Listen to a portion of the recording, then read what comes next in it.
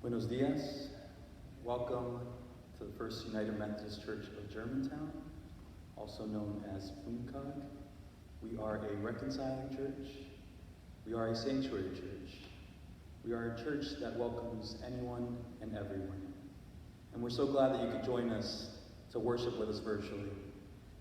Special thanks to everyone who watched our video last week and all those who commented and sent us messages as well. We're glad that you could join us again this week. Before we start worship, we have a few announcements. The first is that we'll have a Bible study through Zoom this Wednesday, April 1st at 12 p.m. If you would like the link to that, please let us know. It's going to be through Zoom, and we did it this past week, and it worked out pretty well, so hopefully you can join us. And the other announcement is that I will be posting the call to worship below on the YouTube comment section, right before the comment section, so you can follow along with us as well with the call to worship.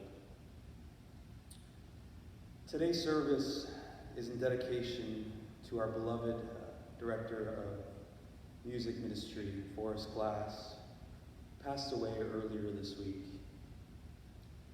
We want to take a moment of silence now to remember Forrest and be grateful for all of his gifts, his compassion, his love and his ministry that we felt so tangibly here at the church. So let's take a moment of silence and think about Forrest and his family.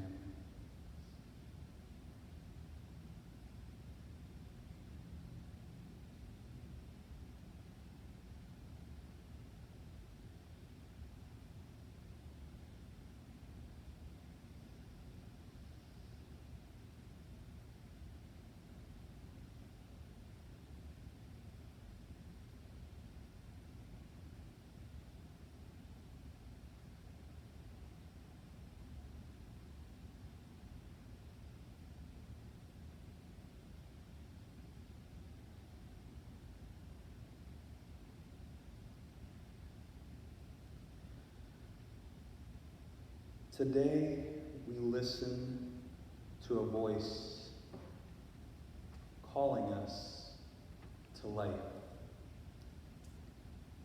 Come out, it says, from the tombs that hold us. Still, we wonder how to rise from so much that imprisons and diminishes us. Is there a way, we ask, praying to learn? Is there a way to life despite the fear that grips us? Is there a path through grief that hounds us? Is there a way beyond murmured beliefs that do not transform our hearts? Is there a path that does not lash out to blame, accuse, denounce? Is there a way to rise to life in the midst of death?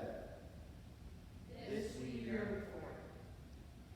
So we listen for the voice calling, stirring in us. May we hear it. This is our prayer. And may we continue to journey with Jesus, the road that leads to the resurrection. May the Spirit transform us on the way. This is our prayer. Please join us in singing our opening hymn, hymn 384, Love Divine, All Loves Excelling.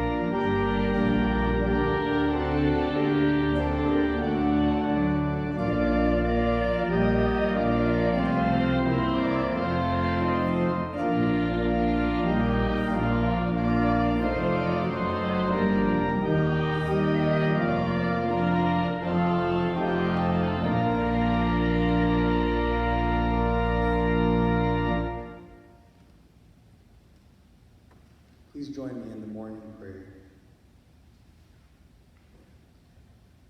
God of light and life, who brings order out of chaos, and who makes a way when there seems to be no way, who brings life out of the tombs of death, sustain us the whole world in this time of chaos, uncertainty, and fear. Strengthen our faith to believe what we do not yet see through the darkness. We know the things that tempt us and the things that give us life. We know that we have not obeyed Jesus' teachings of love, justice, the way of peace, the wisdom to learn how to live together. We deny your providence and fear, we rely on our own lives. Have mercy on us, we pray. Through Jesus, the light of the world. Amen. We are led by the Spirit of God through the gardens and wilderness of our lives. In the wilderness of what we are experiencing, let us think about those whom we would be embracing if we were together. In the spirit of love of all people and care for the creation that sustains all life, we pass the peace. The peace of Christ be with you.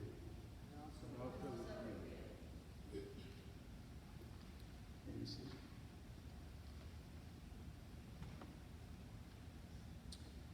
Today's contemporary reading comes from Walter Brueggemann, and it is titled, Against Your Absence. All power, honor, glory be to you. You, sometimes hidden, silent, absent, unresponsive. We are so privileged that we seldom sense you, hidden, silent, absent, unresponsive. But we know people who do. We think of places where you do not appear. We imagine you defeated, weak, held captive. And we wait a day, 2 days, until the third day. And then, most often then, quite reliably then, you appear then in your full glory. This day we pray against your absence, silence, and hiddenness. Come with full power into deathly places, and we will praise you deep and full.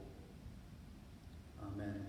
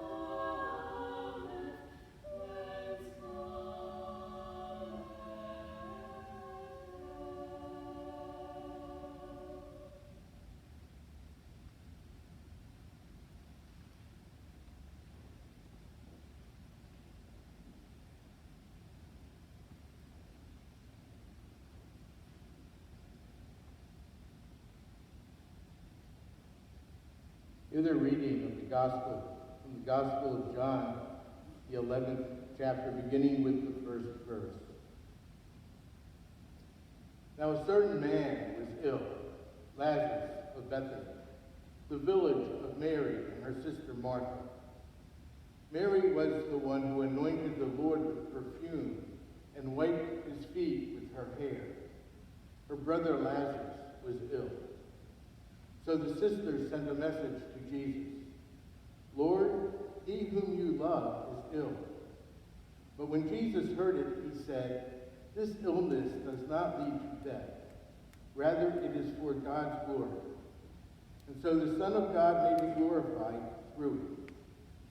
Accordingly, though Jesus loved Martha and her sister and Lazarus, after having heard that Lazarus was ill, he stayed 2 days longer in the place where he was.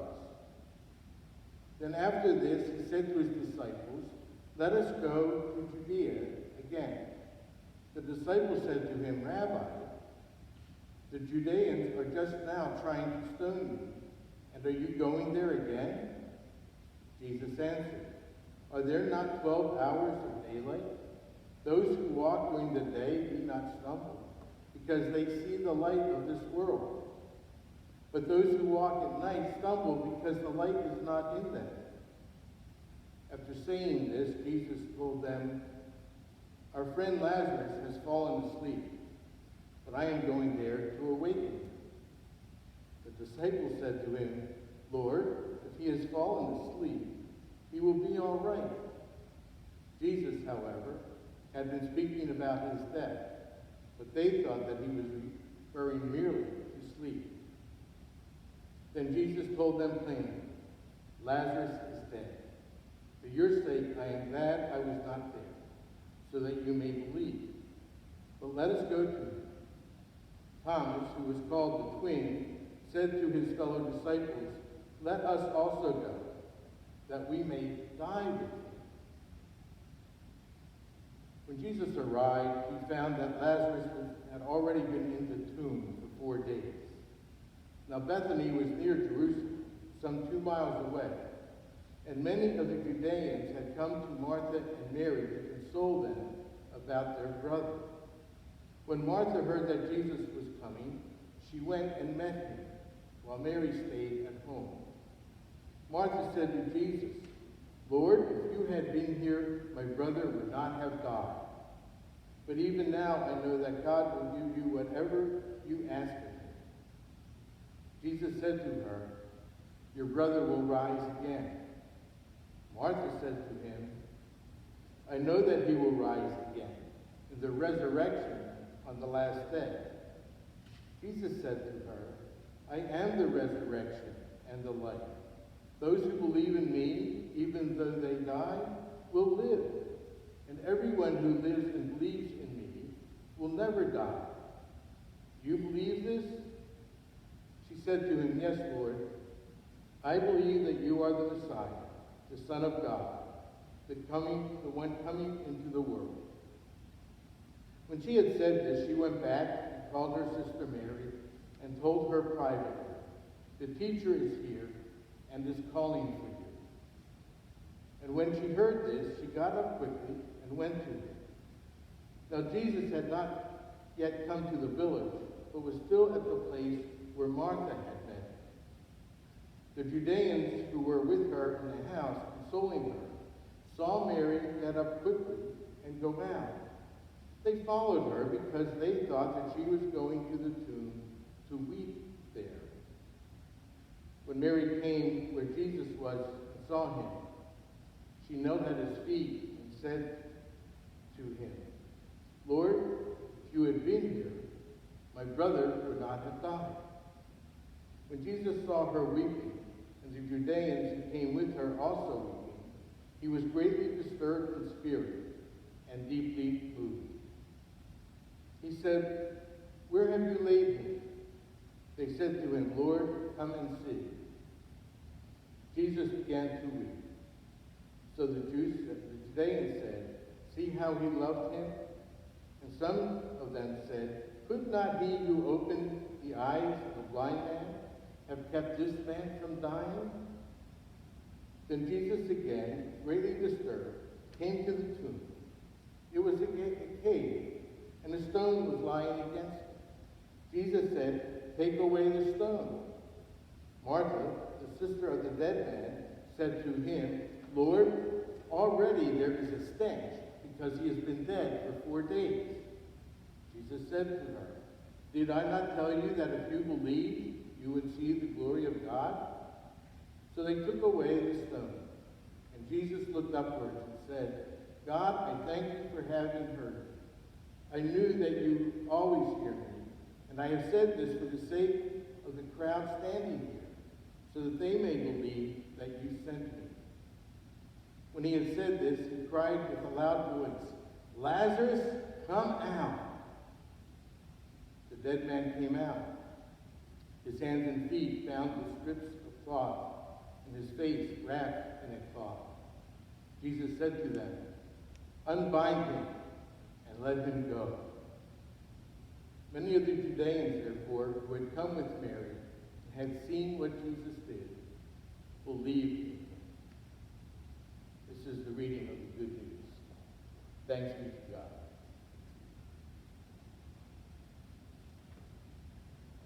This is an amazing time to be reading this text. When the whole earth is filled with fear of a virus and its ability to cause death. There's different forms of death as well. Lost jobs, closed restaurants, unemployed people, lack of income, disrupted days, having to stay in our homes, not just to protect us, but to protect others from us. We learned what quarantine is all about. And in this church, we learned what sanctuary is all about. Turning our homes into a sanctuary, a safe place, where no harm will be done to us, and we will do no harm to the other. There's a body count every day of how many people in cities, states, this nation, countries all around the world, of how many people have the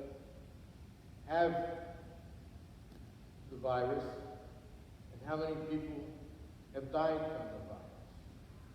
And we see the graph every day increasing and going up. Well, the goal is to flatten out that graph, which means lessening the number of people who contract the disease, and meaning lessening the number of people who die from it. And then we can begin to talk about what's on the other side. So this is a story that appears to be about death, because that's how death breaks into our lives.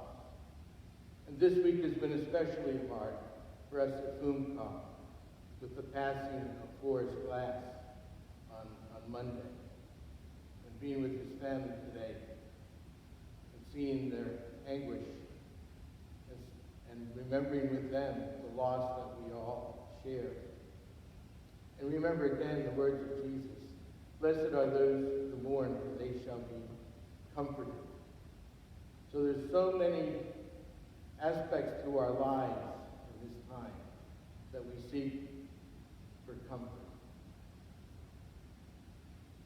But may I suggest that this story is not about that it's all about life. This is a story about life. Just walk through the story where Mary and Martha are grieving the illness of their friend Lazarus, a friend of Jesus. So they send a note to Jesus for him to come, that his good friend is ill. And Jesus receives that note But he finds something else to do for 2 days before he leaves to visit. And he tells his disciples about Lazarus' situation. And he said, he's not dead, he's asleep. And they said, well, if he's asleep, he'll take care of himself. He'll just wake up.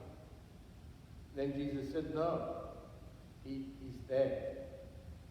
So he goes, and Martha comes out to meet him before he even gets into the village. And she says, out of great anger, if you had been here, my brother would not have died. And Jesus just takes that in and holds it and says to her, this isn't about his death and dying. This is about God's glory. So we hold it. She returns to the house, tells Mary. Mary comes out, meets Jesus in the same place that Martha had met. And the first thing she does is express her anger. If you had been here, my brother would not have died. Jesus said, this is to glorify God. How can that ever glorify God? Years ago in college, I read a book that spoke more theologically to me than any other book I read. It's by Ernst Becker, The Denial of Death. And he claims it's a denial of death. It's the denying our dying, our death, that motivates us in how to live. So that we live our lives constantly in fear of dying. So we live our lives in a way that denies death and keeps us away from it. Now that sounds like an okay thing to do. That's why we don't cross the street when the cars come. We drive our car across a railroad track when the trains come. We do things to avoid death. But there's a difference between avoiding death and denying it. See the names on all the plaques in churches and hospitals of the benefactors, of people who have gone before us and made a great contribution, or the names of people on the buildings, on hospitals, on operating rooms, on stadiums, on streets, that somehow keeping that name before us gives us a sense that we're not dead, that we're important, and that we live on. And Ernst Becker says that we live out the vital lie. And the vital lie is that we will not die. So that's a struggle. So when Becker takes on this whole notion of denying death as being our motivation, it stands in great contrast to it, but leads us to a story like we have here with Lazarus. So Jesus has to be taken to the tomb. Now he's been dead 4 days. He's already buried in the tomb. And there's a stone that stands between the people and Lazarus, the dead body. And Jesus tells them, roll away the stone. But then he started to be concerned about what was on the other side of that stone. And the women said to Jesus, but the stench is great. The King James Version says, he does stinketh. He says, roll away the tomb, the stone. And then he yells, Lazarus, come out. So he's talking to a dead man in a tomb. And out comes Lazarus, still wrapped in the burial cloth that they wrapped around him before putting him in the tomb. Lazarus, come out. He's out there, wrapped in this cloth, bound up. Then Jesus says, unbind him and let him go. Hear these commands from Jesus? Roll away the stone. He stinks. Lazarus, come out.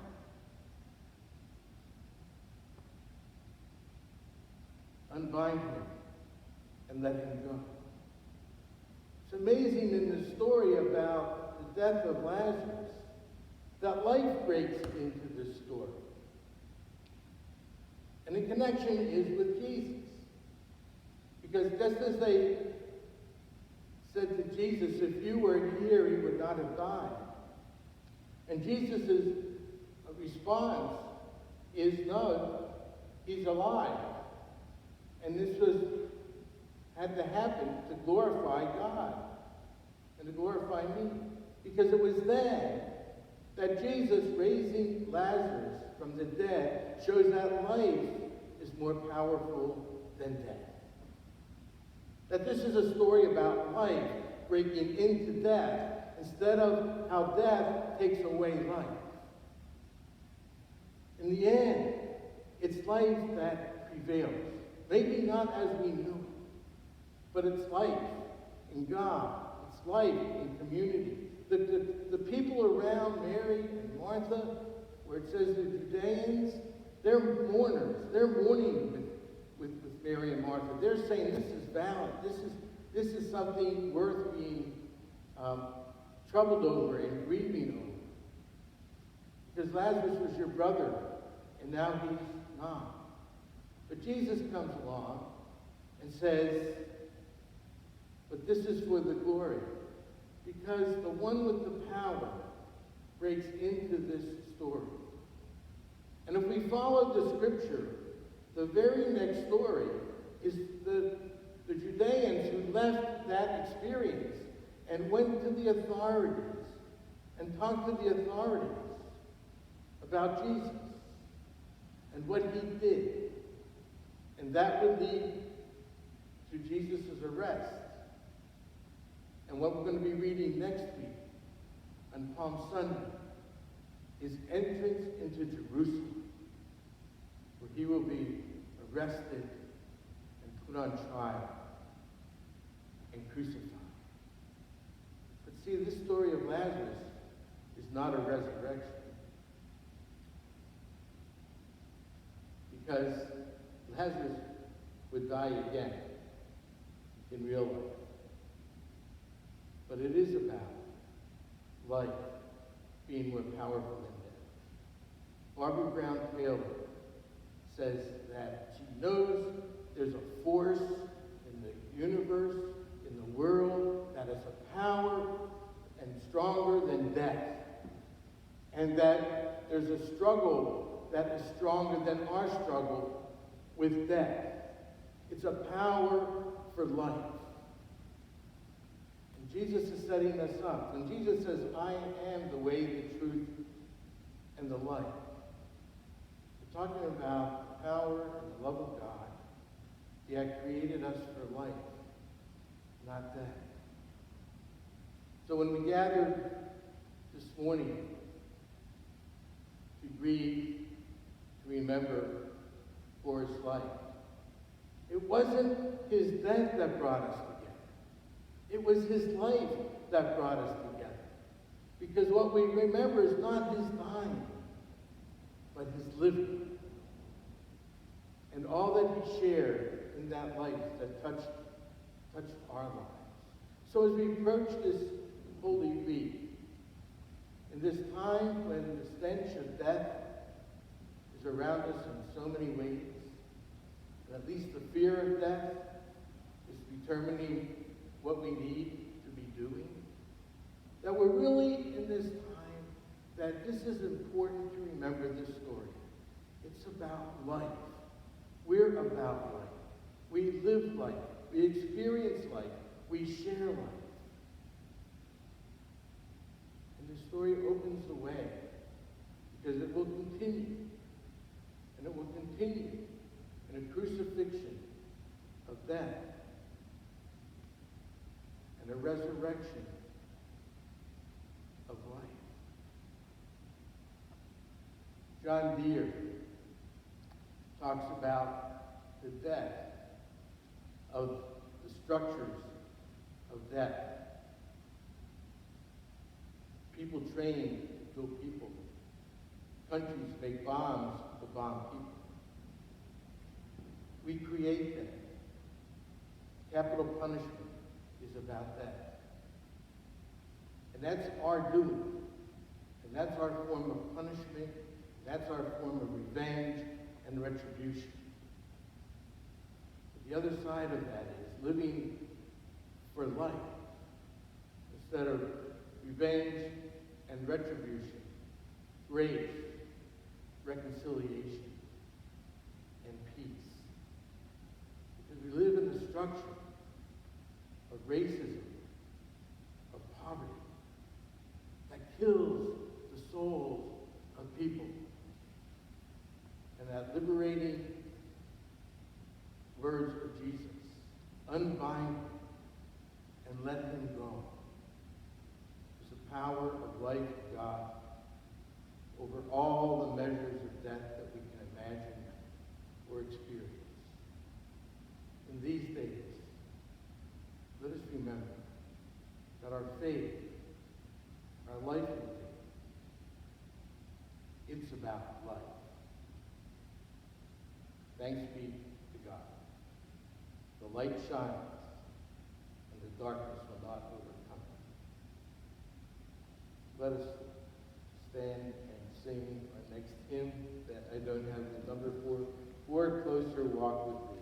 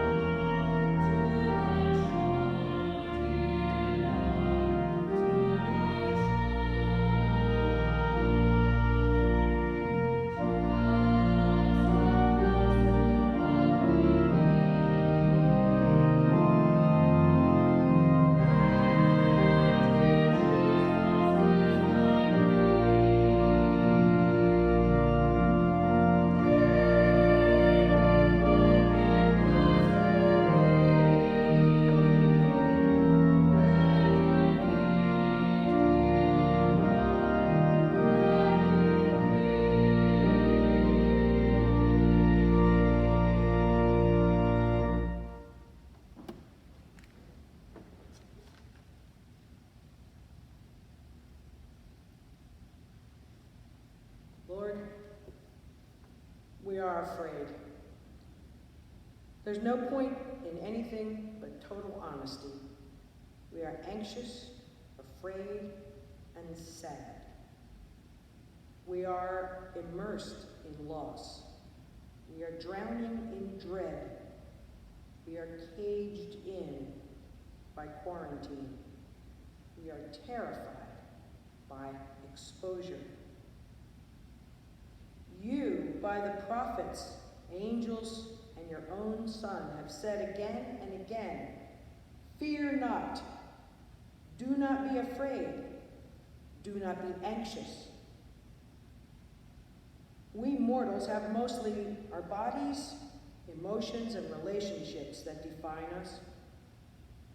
We judge our self-worth by what we do, how we feel, who we love. But when all of these are threatened with collapse, we read the scriptures and turn to our faith and wonder, where are you, God? Our entreaties for bodily safety, for health of spirit, for our families and dear ones seem to be mocked by pandemic and collapse. So we are afraid, Lord. In every expression of worship and faith, we are reassured that the soul, that essence of our being, is immortal, and that we need not fear death because wonders await us. Isaiah 41 says, fear not, for I am with you. Be not dismayed, for I am your God. I will strengthen you, I will help you, I will uphold you by my righteous hand. Philippians 4 says, do not be anxious about anything, but in everything by prayer and supplication with thanksgiving, let your requests be made known to God. And the peace of God, which surpasses all understanding, will guard your hearts and your minds in Christ Jesus. We look to Jesus as a model of human divinity, and see, Jesus was most human when he expressed fear. Father, if it be possible, take this cup from me. My God, why hast thou forsaken me? And yet, Jesus did not fear death. Jesus feared dying, the isolation, the pain, and that's what we fear. We fear the cough that leads to the diagnosis. We fear the diagnosis that leads to the isolation. We fear dying without loved ones beside us. 1 Peter 5 tells us, cast all your anxieties on him because he cares for you. Lord, preserve our souls. Be near to us when we panic. We choose you as the rock of our faith. With that faith, may we be granted peace. With that peace, we can face what comes, offer comfort and support, lift up those who fall, accept help when we falter, and trust in your love for us. John 14, Jesus himself says, peace I leave with you. My peace I give to you. Not as the world gives do I give to you. Let not your hearts be troubled, neither let them be afraid. Lord, whatever comes, grant us peace. Let us join together in the prayer Jesus taught us. Our Mother, Father, who art in heaven, hallowed be thy name.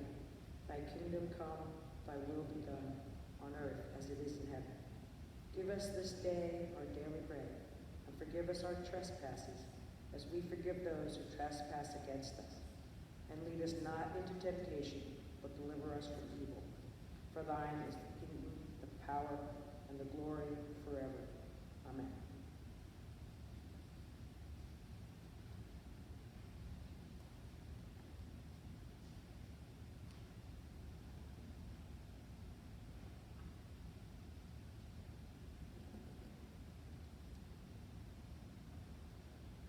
Friends, we have heard the good news.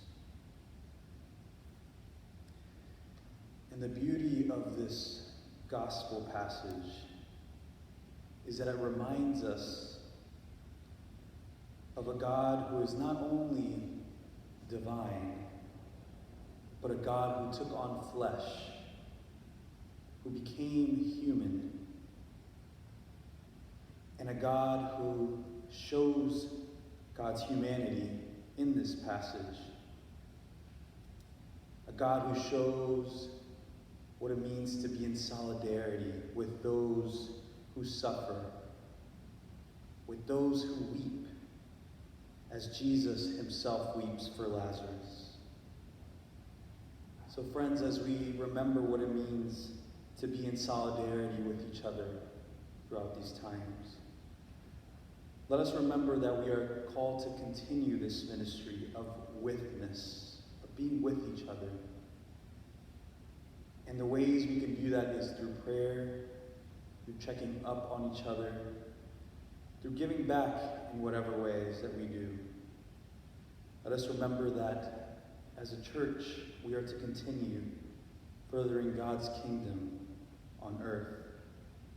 So let us give back from all that we have received with grateful hearts and open minds.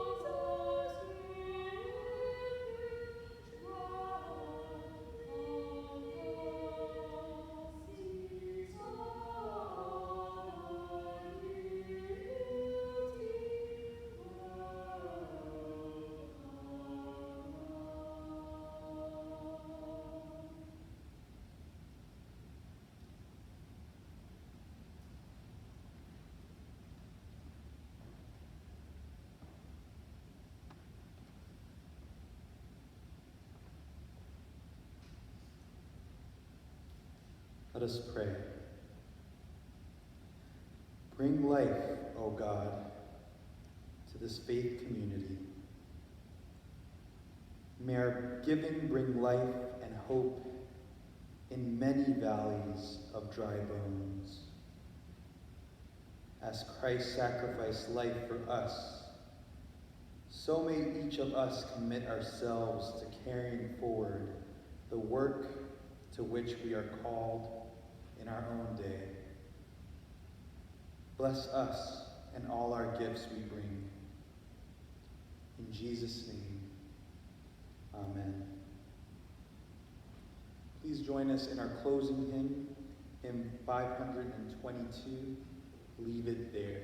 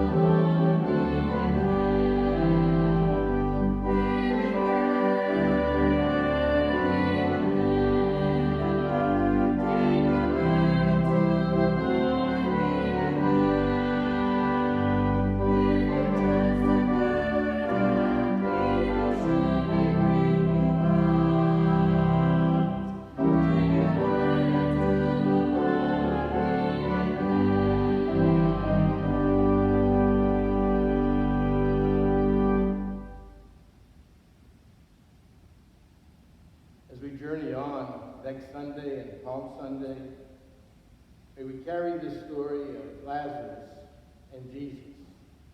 May we carry the story of life and light and grace and peace.